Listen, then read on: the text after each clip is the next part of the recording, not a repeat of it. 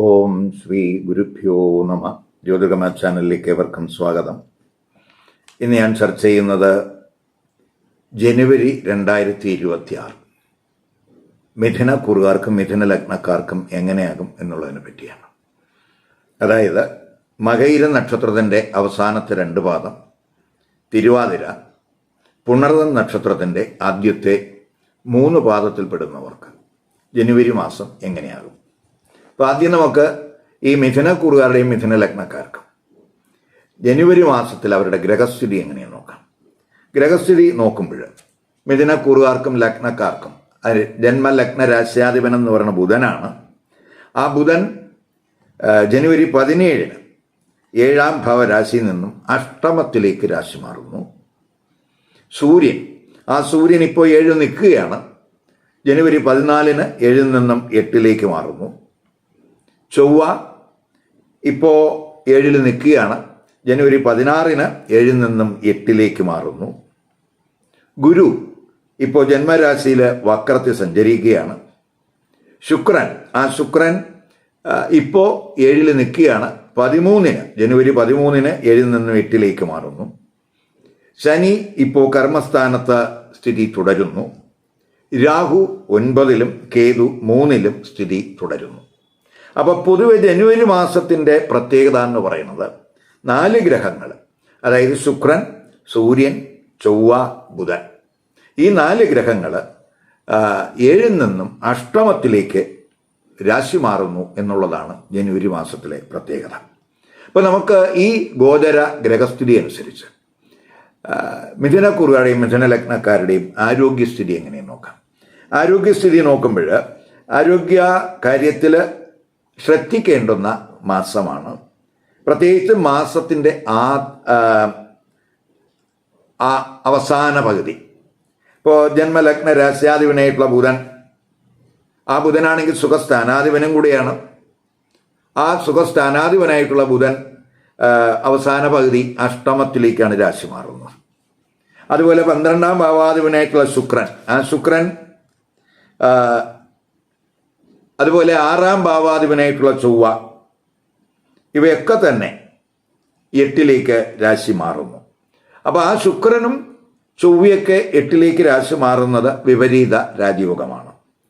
അപ്പോൾ പ്രത്യേകിച്ച് അഷ്ടമത്തിൽ ഈ ഗ്രഹങ്ങളുടെയൊക്കെ ഒരു സ്ഥിതി വരുമ്പോൾ സ്വാഭാവികമായിട്ട് ചിലർക്ക് ചെറിയ, അതായത് ഇപ്പോൾ ജനറേറ്റീവ് ഓർഗൻസ് അതുമായിട്ട് ബന്ധപ്പെട്ട് അല്ലെങ്കിൽ ബ്ലാഡർ റിലേറ്റഡ് ആയിട്ടുള്ള ചെറിയ ഇഷ്യൂസ് ചിലപ്പോൾ ഉണ്ടായെന്ന് വരാം. അതായത് ലോവർ അബ്ഡമൻ റിലേറ്റഡ് ആയിട്ടുള്ള ഇഷ്യൂസിന് സാധ്യതയുണ്ട്. ചിലർക്ക് സ്കിൻ റിലേറ്റഡ് ആയിട്ട് എന്തെങ്കിലും ഇഷ്യൂസ് ഉണ്ടായെന്ന് വരാം.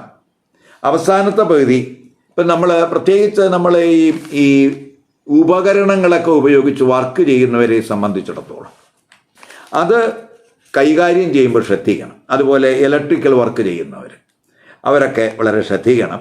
എന്തെങ്കിലുമൊക്കെ ഇഞ്ചുറി അല്ലെങ്കിൽ പൊള്ളൽ ഇവയൊക്കെ ഉണ്ടാകാതെ നോക്കണം. അതുപോലെ വാഹനങ്ങൾ ഡ്രൈവ് ചെയ്യുന്നവരും അല്പം ശ്രദ്ധിക്കേണ്ടുന്ന സമയമാണ്. ഇപ്പോൾ 4-ലൊക്കെ ശനിയുടെ ദൃഷ്ടിയൊക്കെ ഉണ്ട്. ഇപ്പോൾ ചിലർക്ക് ചിലപ്പോൾ ഈ എന്തെങ്കിലുമൊക്കെ ഈ ബ്രീത്തിങ് റിലേറ്റഡ് ആയിട്ടുള്ള എന്തെങ്കിലും പ്രോബ്ലംസിനൊക്കെ സാധ്യത കാണുന്നുണ്ട്. അപ്പോൾ ആരോഗ്യ പ്രശ്നങ്ങൾ ഉള്ളവർ ടൈമിലി ആയിട്ടുള്ള ഒരു ചെക്കപ്പൊക്കെ നടത്തി പ്രിവെൻറ്റീവ് കെയർ എടുക്കാൻ ശ്രദ്ധിക്കുക. ഇനി നമുക്ക് തൊഴിൽ സ്ഥിതി എങ്ങനെയാണ് നോക്കാം. തൊഴിൽ സ്ഥിതി നോക്കുമ്പോൾ 10ാം ഭാവാധിപൻ ഗുരു, ആ ഗുരു ജന്മരാശിയിൽ വക്രത്തിൽ സഞ്ചരിക്കുകയാണ്. അതുപോലെ കർമ്മസ്ഥാനത്ത് ശനി സഞ്ചരിക്കുന്നുണ്ട്. ശനി 8-9 ഭാവാധിപനാണ്. 8-9 ഭാവാധിപനായിട്ടുള്ള ശനിയാണ് കർമ്മസ്ഥാനത്ത് നിൽക്കുന്നത്. അപ്പോൾ ഈ പ്രത്യേകിച്ച് കർമ്മഭാവാധിപൻ വക്രത്തിൽ സഞ്ചരിക്കുമ്പോൾ നമുക്ക് ആ തൊഴിൽ സ്ഥിതി മെച്ചപ്പെടുത്തുന്നതിനുള്ള ചിന്തകൾ, അതിനുള്ള പദ്ധതികളൊക്കെ ഈ സമയത്തുണ്ടാകും. ഇപ്പം ശനി അഷ്ടമഭാവാധിപനായതുകൊണ്ട് അഷ്ടമഭാവാധിപനായിട്ടുള്ള ശനി കർമ്മസ്ഥാനത്ത് നിൽക്കുമ്പോൾ തൊഴിലിൽ ചിലപ്പോൾ മാറ്റങ്ങൾ ഉണ്ടാകാം. ചിലപ്പോൾ കൂടെ വർക്ക് ചെയ്യുന്നവരുടെ ഒരു സഹകരണക്കുറവൊക്കെ ചിലപ്പോൾ ഉണ്ടായെന്ന് വരാം. എന്തെങ്കിലുമൊക്കെ ഒരു ബുദ്ധിമുട്ട് ചിലപ്പോൾ തൊഴിലിടത്ത് ഉണ്ടായെന്ന് വരാം. അപ്പോൾ അതുപോലെ തന്നെ കഴിവതും തൊഴിലിടത്ത് നമ്മൾ ഹിഡൻ ആയിട്ടുള്ള വിഷയങ്ങൾ, പ്രത്യേകിച്ച് ഇപ്പോൾ പൊളിറ്റിക്സ് പോലെയുള്ള വിഷയങ്ങൾ, കഴിവതും ചർച്ച ചെയ്യാതിരിക്കുക. അതുവഴി വർക്കേഴ്സിനിടയിൽ ഒരു ചേരിതിരിവൊക്കെ ഉണ്ടാകാവുന്ന, അല്ലെങ്കിൽ എതിർപ്പുകൾ ഉണ്ടാകാവുന്ന ഒരു സ്ഥിതിയൊക്കെ ചിലപ്പോൾ അവിടെ ഉണ്ടാകാം. അപ്പോൾ അവിടെ നമ്മളൊന്ന് ശ്രദ്ധിച്ചു കഴിഞ്ഞാൽ അതിൽ നമുക്ക് അങ്ങനെയുള്ളൊരു ബുദ്ധിമുട്ടുണ്ടാകില്ല. ഇപ്പോൾ ചിലർക്ക് തൊഴിൽ എന്തെങ്കിലുമൊക്കെ തടസ്സങ്ങൾ പെട്ടെന്ന് വന്നു പെട്ടാം. അപ്പോൾ അതുപോലെ കരിയർ അഡ്വാൻസ്മെൻറ്റിൽ ഒരു മെല്ലപ്പോക്കൊക്കെ ചിലപ്പോൾ അഷ്ടമഭാവാധിപനായിട്ടുള്ള ശനി കർമ്മസ്ഥാനത്ത് നിൽക്കുക വഴി ഉണ്ടായെന്ന് വരാം. അതുപോലെ നമ്മൾ ഏറ്റെടുത്ത വർക്കൊക്കെ ചിലപ്പോൾ ചെയ്തു തീർക്കുന്നതിൽ എന്തെങ്കിലുമൊക്കെ ഒരു കാലതാമസം ചിലപ്പോൾ ഉണ്ടായെന്ന് വരാം. അതേസമയം ശനി 9ാം ഭാവാധിപനും കൂടിയാണ് എന്നുള്ളത് കൊണ്ട് നമ്മൾ നീതിപൂർവം അച്ചടക്കത്തോടുകൂടി നമ്മൾ വർക്ക് ചെയ്യുന്നവരെ സംബന്ധിച്ചിടത്തോളം അത് തൊഴിലിൽ ഉയർച്ചയ്ക്കും തൊഴിലിൽ നമുക്ക് ആദരവിനും ഒക്കെ അനുകൂലമായിട്ടുള്ള ഒരവസ്ഥ സൃഷ്ടിക്കും എന്നും കൂടെ മനസ്സിലാക്കുക. അതുപോലെ ചിലർക്ക് മേലുദ്യോഗസ്ഥരുടെയൊക്കെ ആബ്സെൻസിൽ ചിലപ്പോൾ കുറച്ച് സമയത്തേക്കെങ്കിലും ഉയർന്ന ഉത്തരവാദിത്വം ഏറ്റെടുക്കേണ്ടതായിട്ടും കൂടെ കാണുന്നുണ്ട് എന്നും കൂടെ മനസ്സിലാക്കുക. ഇപ്പോൾ ചില മേഖലയിലൊക്കെ വർക്ക് ചെയ്യുന്നവർക്ക്, പ്രത്യേകിച്ച് നിയമമേഖലയിൽ വർക്ക് ചെയ്യുന്നവർക്ക്, അതുപോലെ ഗവേഷണവുമായിട്ട് ബന്ധപ്പെട്ടൊക്കെ വർക്ക് ചെയ്യുന്നവർക്ക്, ശാസ്ത്രജ്ഞർക്ക്, അവർക്കൊക്കെ പൊതുവെ ഗുണാനുഭവം ഉണ്ടാകുന്ന മാസമായിട്ട് കാണുക. അത് 10ലെ ശനി അതിനൊക്കെ അനുകൂലമായിട്ടുള്ളൊരു സ്ഥിതി നൽകും എന്ന് പറയുക. അതുപോലെ മാസത്തിൻ്റെ അവസാനത്തെ പകുതി 6ാം ഭാവാധിപനായിട്ടുള്ള ചൊവ്വ അഷ്ടമത്തിൽ ഉച്ചസ്ഥിതിയിൽ വരുന്നു. അത് വിപരീത രാജയോഗമാണ്. അപ്പം നമുക്ക് എന്തു പ്രതികൂല സാഹചര്യങ്ങൾ തൊഴിലിടത്ത് ഉണ്ടായാൽ തന്നെയും ആ സാഹചര്യങ്ങളെ അതിജീവിക്കുന്നതിനുള്ള ഒരു കരുത്ത്, ഒരു കഴിവ് ആ ചൊവ്വയുടെ ഉച്ചസ്ഥിതി കൊണ്ടുണ്ടാകും. തൊഴിൽ അന്വേഷകർക്ക് അല്പം ഹാർഡ് വർക്കൊക്കെ വേണ്ടിവരുന്ന സമയമാണ്. വിദേശത്ത് തൊഴിൽ അന്വേഷിക്കുന്നവർക്ക് പൊതുവെ അനുകൂലമായിട്ടുള്ള സാഹചര്യങ്ങളാണ് കാണുന്നത്. ഇനി ബിസിനസ്സുകാർക്ക്, ഇപ്പോൾ ബിസിനസ്സുകാരെ സംബന്ധിച്ചിടത്തോളം അത് ബിസിനസ് മെച്ചപ്പെടുത്തുന്നതിനുള്ള ചിന്തകൾ ഈ സമയത്തുണ്ടാകും. പ്രത്യേകിച്ച് 7ാം ഭാവാധിപനായിട്ടുള്ള ഗുരു ജന്മരാശിയിൽ വക്രത്തിൽ സഞ്ചരിക്കുകയാണ്.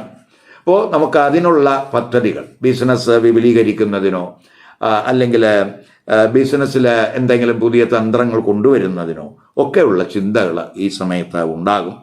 ആദ്യ പകുതി ബിസിനസ്സിൽ വലിയ പ്രശ്നങ്ങൾ ഇല്ല. കാരണം ഗുരുവിൻ്റെ ദൃഷ്ടി 7ലുണ്ട്. മാത്രമല്ല മിക്ക ഗ്രഹങ്ങളും 7ൽ സ്ഥിതി ചെയ്യുന്ന സമയവും കൂടെയാണ്. അപ്പോൾ അവസാനത്തെ പകുതിയൊക്കെ ഈ ബിസിനസ് കാരകനായിട്ടുള്ള ബുധൻ, ജന്മരാശ്യാധിപൻ ബിസിനസ് കാരകനും കൂടിയാണ്, ആ ബുധൻ അഷ്ടമത്തിലേക്ക് രാശി മാറുന്നുണ്ട്. അപ്പോൾ ബിസിനസ്സിൽ എന്തെങ്കിലുമൊക്കെ മാറ്റങ്ങൾ കൊണ്ടുവരുന്നതിനെ പറ്റിയുള്ളൊരു ചിന്തയൊക്കെ ചിലപ്പോൾ ആ സമയത്തുണ്ടാകാം.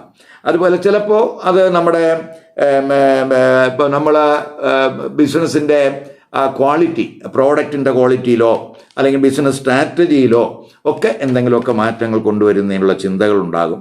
ഇപ്പോൾ ചിലപ്പോൾ ബിസിനസ് ഇൻഷുറൻസ് അതുമായിട്ട് ബന്ധപ്പെട്ടോ അല്ലെങ്കിൽ ടാക്സുമായിട്ട് ബന്ധപ്പെട്ടോ ബിസിനസ് ഓഡിറ്റിങ്ങുമായിട്ടൊക്കെ ബന്ധപ്പെട്ട് ഇത്തരം വിഷയങ്ങളിലൊക്കെ കൂടുതൽ ശ്രദ്ധ കൊടുക്കാനും സാധ്യതയുണ്ട് അവസാനത്തെ പകുതി.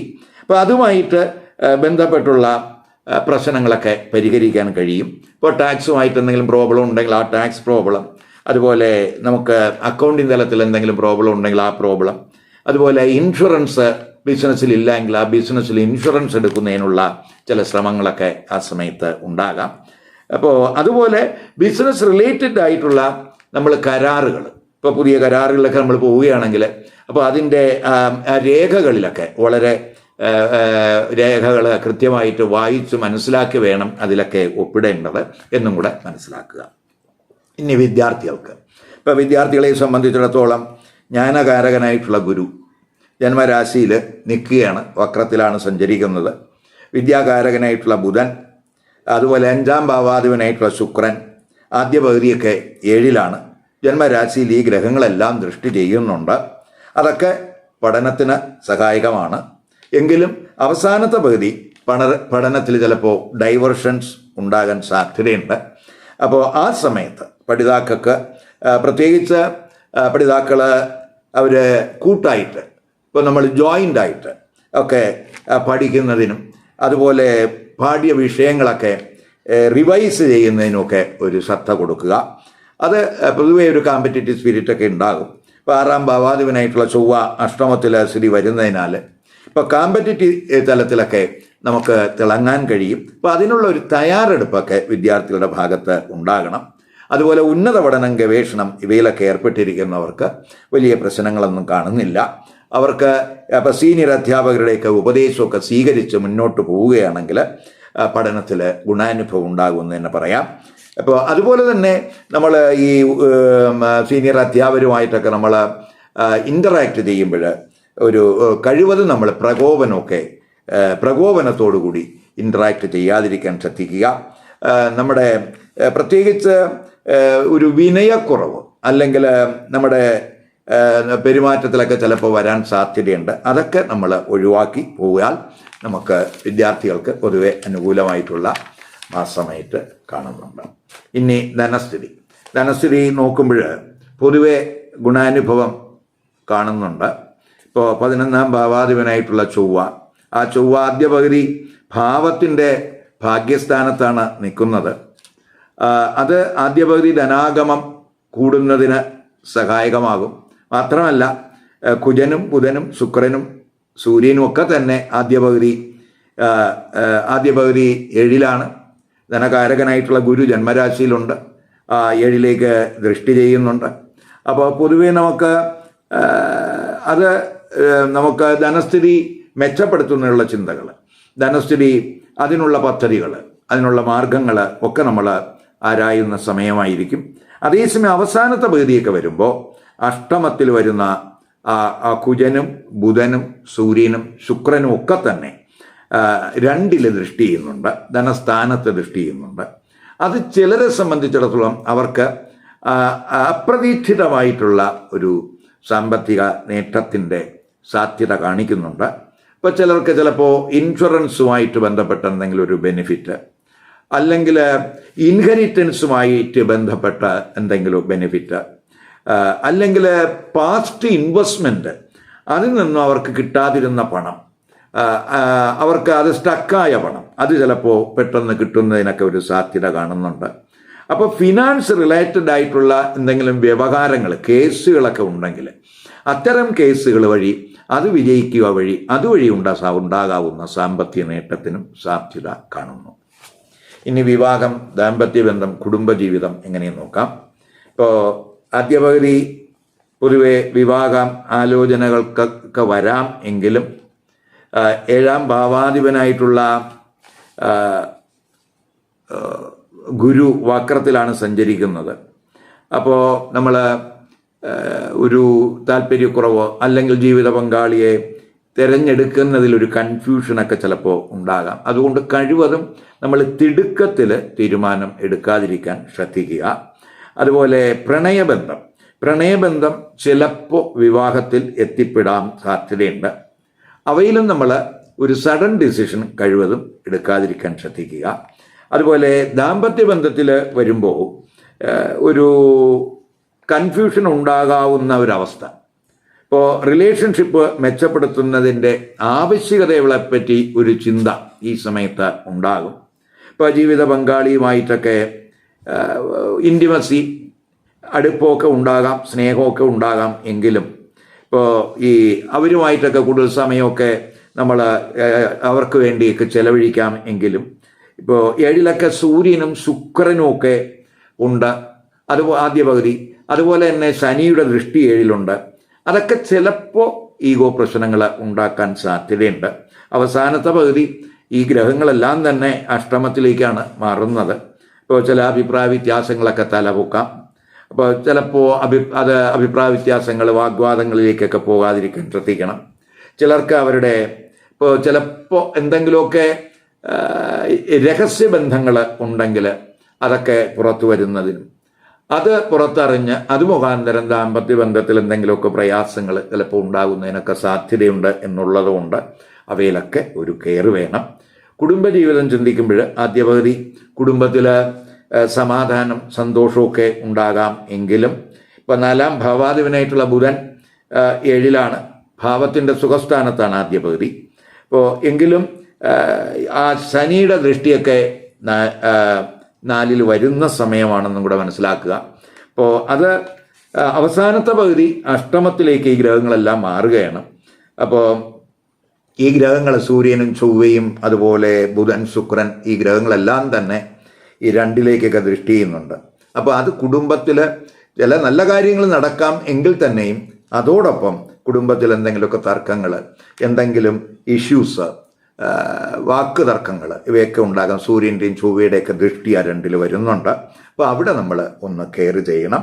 അല്പം സംയമനമൊക്കെ ഈ പ്രത്യേകിച്ച് ഈ കുറുകാരുടെ ഭാഗത്തുണ്ടാകണം. അങ്ങനെ ഉണ്ടായാൽ മാത്രമേ നമ്മൾ കുടുംബജീവിതം കുറച്ച് മെച്ചപ്പെടുത്താൻ കഴിയൂ. ദാമ്പത്യ ബന്ധത്തിലും അത്തരത്തിലുള്ള അഭിപ്രായ വ്യത്യാസങ്ങൾ ഉണ്ടാകാതെ പോകുന്നത് ഗുണം ചെയ്യും. ജനുവരി 1, 2, 14, 15, 19, 20, 28, 29 ഈ തീയതികൾ പൊതുവെ അനുകൂല ദിവസങ്ങളായിട്ട് കാണുന്നില്ല. അതുകൊണ്ട് ഈ ദിവസങ്ങളിൽ നമ്മൾ ശുഭകർമ്മങ്ങൾ, മംഗളകർമ്മങ്ങൾ ഒഴിവാക്കണം. പുതിയ സംരംഭങ്ങൾ തുടങ്ങുന്നവർ ഈ ദിവസങ്ങളിൽ അത് ഒഴിവാക്കണം. അതുപോലെ സുപ്രധാന തീരുമാനങ്ങളും ഈ ദിവസങ്ങളിൽ എടുക്കാതിരിക്കാൻ ശ്രദ്ധിക്കണം. ഇവിടെ ഞാൻ പറഞ്ഞത് ജനുവരി മാസത്തെ ഗ്രഹസ്ഥിതി അനുസരിച്ചിട്ടുള്ള ഫലമാണ്. ഇതൊരു പൊതുഫലമായിട്ട് വേണം കാണേണ്ടത്. ഈ കുറുകാരെ സംബന്ധിച്ചിടത്തോളം, ഈ ലഗ്നക്കാരെ സംബന്ധിച്ചിടത്തോളം ഇപ്പോൾ അവർക്ക് നടക്കുന്ന ദശ അപകാരം ഛിദ്രം, അത് ഈ പൊതുഫലത്തെ സ്വാധീനിക്കും. അപ്പോൾ അത് നമ്മൾ ജാതകത്തിൽ ഇഷ്ടസ്ഥാനത്ത് നിൽക്കുന്ന ഗ്രഹങ്ങളുടേതാണോ അനിഷ്ടസ്ഥാനത്ത് നിൽക്കുന്ന ഗ്രഹങ്ങളുടേതാണോ എന്നുള്ളതിനനുസരിച്ചായിരിക്കും ഈ പൊതുഫലത്തെ ഈ ദേശാപകാരം ഛിദ്രങ്ങളൊക്കെ സ്വാധീനിക്കുന്നത്. അപ്പോൾ അതുപോലെ തന്നെ അത് നമ്മൾ ജാതക നിരീക്ഷണത്തിലൂടെ മാത്രമേ നമുക്ക് പറയാൻ കഴിയുള്ളൂ. മാത്രമല്ല, ഇപ്പോൾ ഈ കുറുകാരെ സംബന്ധിച്ചിടത്തോളം, ഇപ്പോൾ മിഥുന കുറുകാരെ സംബന്ധിച്ചിടത്തോളം ഞാൻ മിഥുന കുറുകാരുടെയും മിഥുന ലഗ്നക്കാരുടെയും ഫലമാണ് പറഞ്ഞത്. ഇപ്പം മിഥുന കുറുകാർ എല്ലാവരും മിഥുന ലഗ്നക്കാരല്ല എന്ന് മനസ്സിലാക്കുക. കുറച്ച് പേര് മിഥുന ലഗ്നക്കാരാകാം, മറ്റുള്ളവരെല്ലാം മറ്റു ലഗ്നരാശിയിൽ പെടുന്നവരായിരിക്കും.